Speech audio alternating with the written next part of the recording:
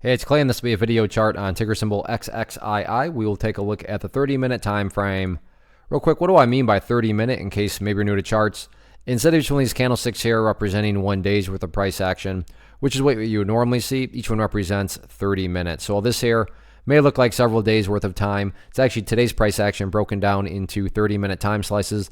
I like to this time frame. It does a good job of telling the quote-unquote story of the price. And in this situation, makes mapping out a very logical question quite straightforward. That question revolves around the fact that today the price made a very impressive bounce. And when you stop and think that at one point the price was all the way down there, but then the price was able to bounce all the way back up there, any rational person would say, yeah, that's definitely been a very solid move. But that does lead to the valid question now of, but is there any sort of true power behind this price movement? Is there any sort of genuine strength? Or is this just some sort of knee-jerk reaction, dead cat bounce type move?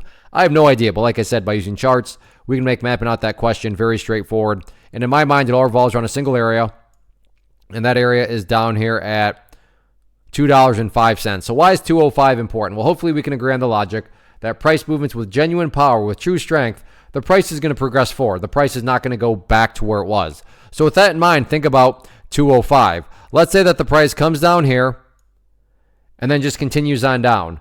What would you have in this scenario? Well, from a very literal perspective, you'd have the price right back inside of that range where the price was when it was flirting with those lows. Again, going back, not a sign of true strength. Whereas let's say the price goes down here, behaves in this manner, and then starts to work its way back upwards.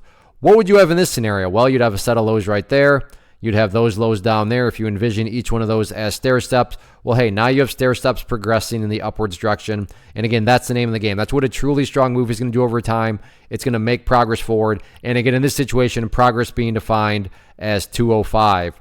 What about levels of resistance? Well, the main areas of resistance going forward are going to be the main moving averages up here. But the main one for the time being going to be that purple line there, the 50-period moving average. Keyword being moving, so as the week plays out, that line will move itself further and further downwards and get more relevant. So we'll get it, yeah, that line's way up there right now. But it'll get, like I said, work its way downwards and get more relevant as Thursday and Friday play out. The big dynamic, though, after today was that the price did indeed make a very solid bounce. So definitely the big question going forward is just simply, can the price, build upon this bounce? Can the price build upon this momentum going forward? Let's see what happens. One of the biggest questions that I get is, hey Clay, how do you find the stocks that you trade? So what I've done is put together a free resource guide where I talk about the tools that I use to locate stocks that I find interesting and think may have potential. So if that sounds like something that could add value to you as a trader, then click on the image that is up on the screen right now and I will email you the guide. The guide itself is very short and to the point, and best part, it's completely free. Thanks for watching the video. Let me know if you have any questions.